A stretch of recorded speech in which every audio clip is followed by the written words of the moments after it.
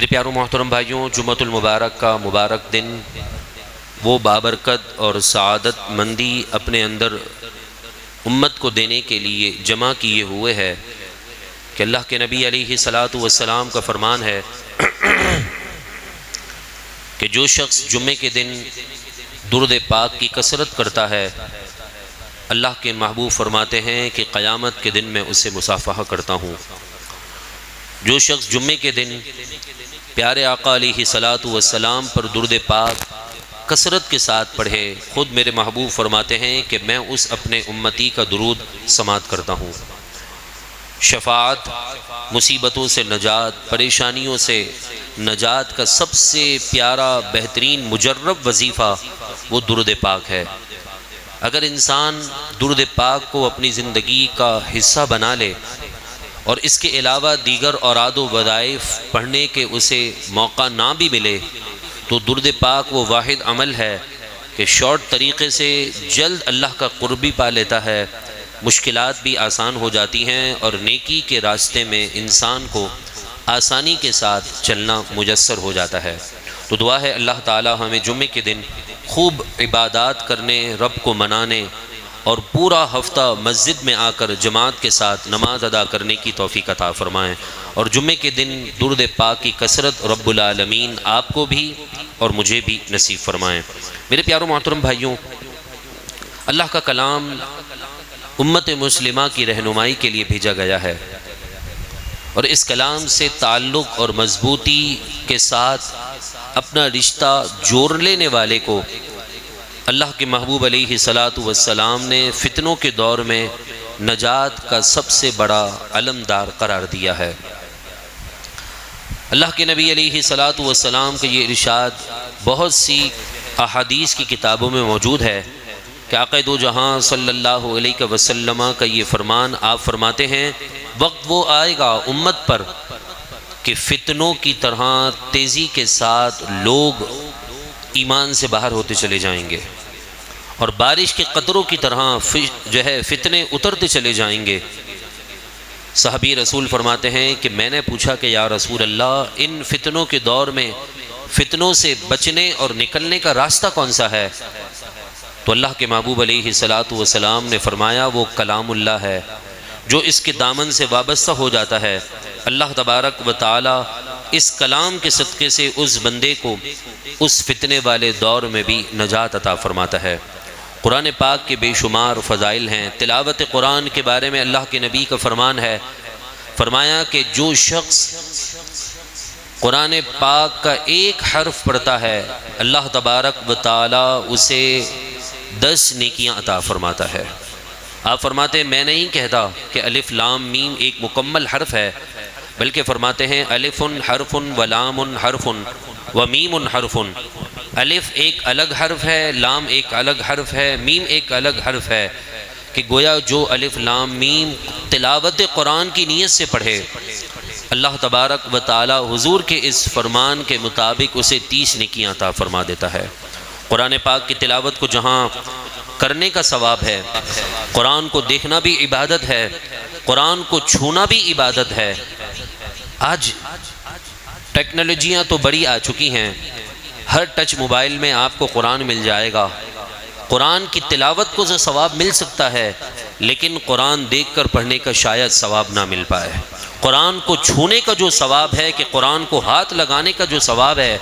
وہ آپ موبائل کے اندر ٹچ موبائل سے آپ قرآن کی تلاوت تو کر لیں، لیکن قرآن پاک کو ہاتھ لگانے کی جو برکتیں ہیں اس سے آج امت مسلمہ محروم ہوتی چلی جا رہی ہے۔ ہماری امت مسلمہ کی پسپائی اور پستی کی کیفیت کا عالم کچھ اس طرح ہے، اس کی کیفیت کچھ اس طرح کی ہے کہ ہمارے جوتے بہترین شوکیس میں لگے ہوئے دکانوں پر موجود ملتے ہیں، اور کتابوں کا حال یہ ہے کہ گلی سری دکان ہوتی ہے، چھوٹی سی دکان ہوتی ہے، اور اس میں تعلیمی معیار کو بلند کرنے کے لیے تعلیم کی کتابیں مل رہی ہوتی ہیں۔ یہ ہمارے لوگوں کی سوچ ہے۔ آج کتاب سے، قرآن سے، تفسیر سے مسلمانوں کو بہت دور کر دیا گیا ہے، موبائل کے ذریعے سے، دیگر مصروفیات کے ذریعے سے۔ لہذا آج ہم یہ بات سمجھیں کہ اللہ تبارک و تعالیٰ نے جو ہمیں عقل کی نعمت دی ہے نا، شعور دیا ہے، آج بے شمار لوگ ایسے ہیں جو دکھنے میں بڑے تندرست صحیح سالم ہوتے ہیں، لیکن عقل کے اندر ان کی کہیں نہ کہیں کمی ہوتی ہے، جس کی وجہ سے دین وہ نہیں سمجھ پاتے، جس کی وجہ سے دین کی باتوں پر عمل نہیں کر پاتے، جس کی وجہ سے انہیں مسجد سے دور رہنے کا حکم دیا گیا ہے، جس وجہ سے شعائر اسلام کی ادائیگی میں ان کے لیے ممانعت کا حکم ہے، یہ ان لوگوں کے لیے ہے جس کی عقل سلامت نہیں ہے۔ آج اللہ نے عقل کی نعمت دی ہے، قرآن بھی 13ویں پارے میں فرماتا ہے کہ ساری نصیحتیں، ساری برکتیں اللہ نے عقل والوں کے لیے رکھی ہیں، کہ انما یتذکر اولو الالباب۔ قرآن کی جو ساری نصیحتیں ہیں، قرآن میں جو مثالیں ہیں، یہ سب انہی کے لیے ہیں، وہی لوگ نصیحت کو قبول کرتے ہیں جو عقل و شعور کی منزل کو پا چکے ہیں۔ اللہ نے عقل دی ہے، جہاں ہم 5 روپے اور 500 میں، 20 روپے اور 5000 کے نوٹ میں فرق کرتے ہیں، اور سمجھتے ہیں کہ کوئی بندہ راہگیر ہمیں 500 روپے کہہ کر 5000 نہیں تھما دیتا، کہ یہ لو جی آپ نے 5000 میرے سے لیے تھے، 500 دے اور آپ کو کہے کہ یہ 5000 کی نوٹ ہے۔ ہمیں اتنی سمجھ ہے تو ہم قرآن اور حدیث سے بتائے ہوئے اصول کے مطابق بھی اپنی زندگی گزار سکتے ہیں، اور اس کو سمجھنے کے لیے اپنے آپ کو پیش کر سکتے ہیں۔ آج ساری بات کا خلاصہ یہی ہے کہ جب آپ نماز جمعہ پڑھ کر باہر جائیں، اور اگلے ہفتے جب جمعے کے دن زندگی وفا کرے اور یہاں تشریف لائیں، تو اپنے اندر ایک سوال کا جواب ضرور لے کر آئیے گا۔ چھپا ہوا سوال ہے، اور اس کا جواب آپ کے چہرے اور آپ کی ضمیر سے میں لوں گا۔ وہ سوال کیا ہے کہ آج نوجوان بڑی تیزی کے ساتھ دین سے دور ہو رہے ہیں۔ کلب، ڈانس پارٹیاں اور اس کے علاوہ جتنے بھی وہ جگہیں جہاں پر نوجوانوں کی جوانیوں سے کھیلا جا رہا ہے، چاہے وہ نشہ کرنے والے اڈے ہوں،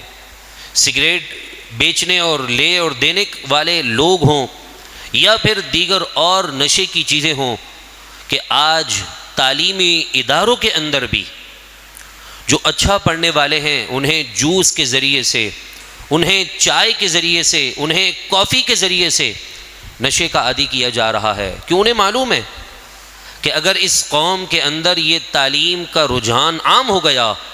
اور پڑھنے والے بچے اگر پڑھ کر آگے نکل گئے، تو ہماری غلامی کون کرے گا؟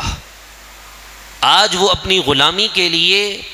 تعلیمی اداروں کے اندر باقاعدہ طور پر ایک یونین بنا کر ہمارے نوجوانوں کو نشہ کرنے پر مجبور کر رہے ہیں۔ اور اگر اس کی جب فری میں عادت پڑ جاتی ہے، اور وہ نشہ جب اس کا زندگی کا اہم مقصد بن جاتا ہے، تو وہ اس نشے کو پیسے لے کر بھی حاصل کرتا ہے۔ آج سے اگر آپ تقریباً کوئی 80-85 سال یا 100 سال پہلے چلے جائیں نا، بر صغیر میں چائے اتنی عام نہ تھی۔ سمجھانے کے لیے مثال دے رہا ہوں، انگریزوں نے مسلمانوں کے دماغ کو ڈاؤن کرنے کے لیے، ان کے دماغ میں جو اللہ نے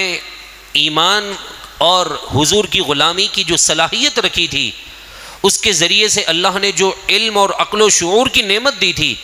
اس کو جو ہے پسپا کرنے کے لیے انہوں نے فری میں یہاں پر چائے کے اسٹال لگانا شروع کیے۔ اگر آپ کا تاریخ کا مطالعہ ہونا تو آپ اس بات سے ایگری کریں گے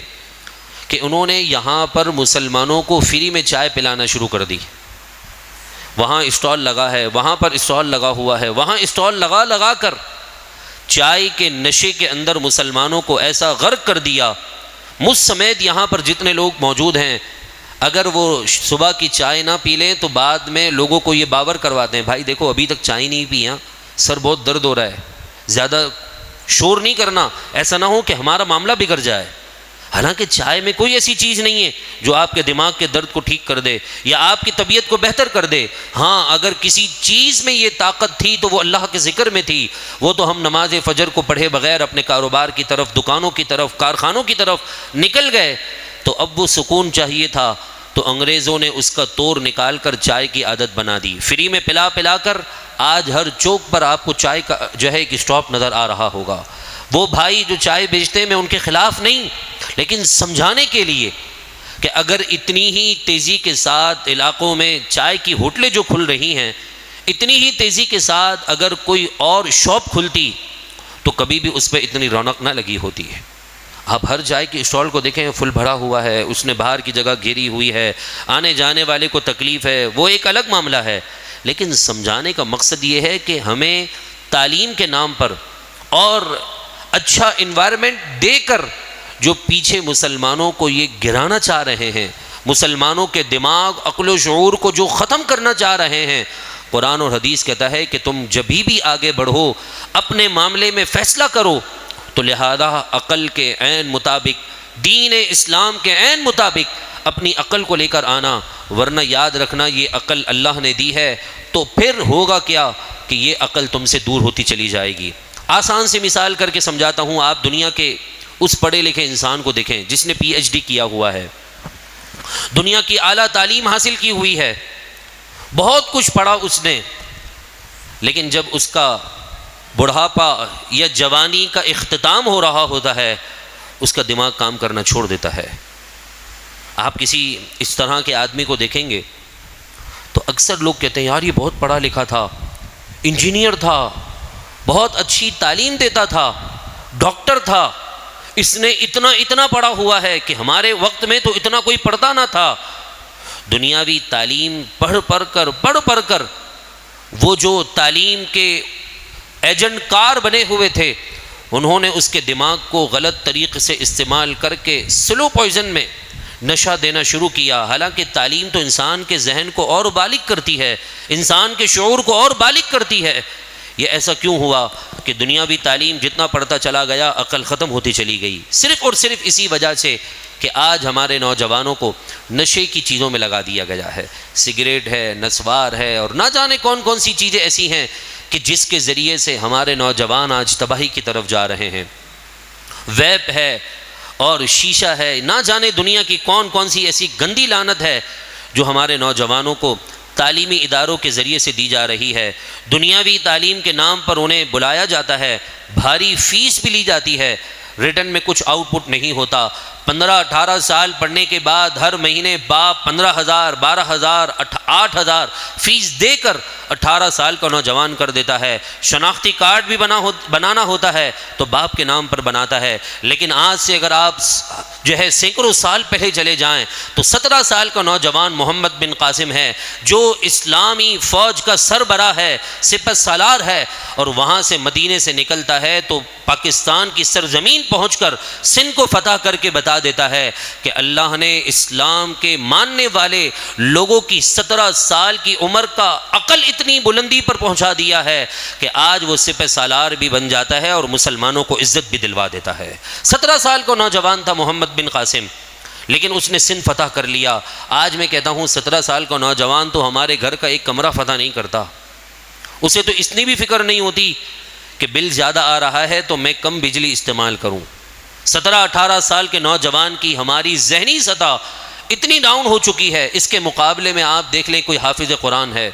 اس کے مقابلے میں آپ دیکھ لیں دین سے وابستہ انسان ہے، 9 سال کی عمر میں 10 سال کی عمر میں حفظ کر لیتا ہے، مسلسل قرآن سناتا رہتا ہے، آواز میں اللہ نکھار پیدا کرتا رہتا ہے۔ 9 سال مسلسل قرآن سنائیں، اور جب 20 سال کا ہوتا ہے، 18 سال کا ہوتا ہے، 17 سال کا ہوتا ہے، وہ جب مصلی پر کھڑا ہوتا ہے تو خاندان والے بھی اشش کر رہے ہوتے ہیں کہ ہم نے اپنے بچے کے معاملے میں فیصلہ درست کیا ہے کہ اپنے بچے کو دنیا کے پیچھے نہیں دین کے پیچھے لگایا، تو آج ساری کائنات جہاں سجدہ کر رہی ہے، اللہ نے میرے بیٹے کو اس سے بھی آگے مقام عطا کر دیا ہے۔ یہ دین پڑھنے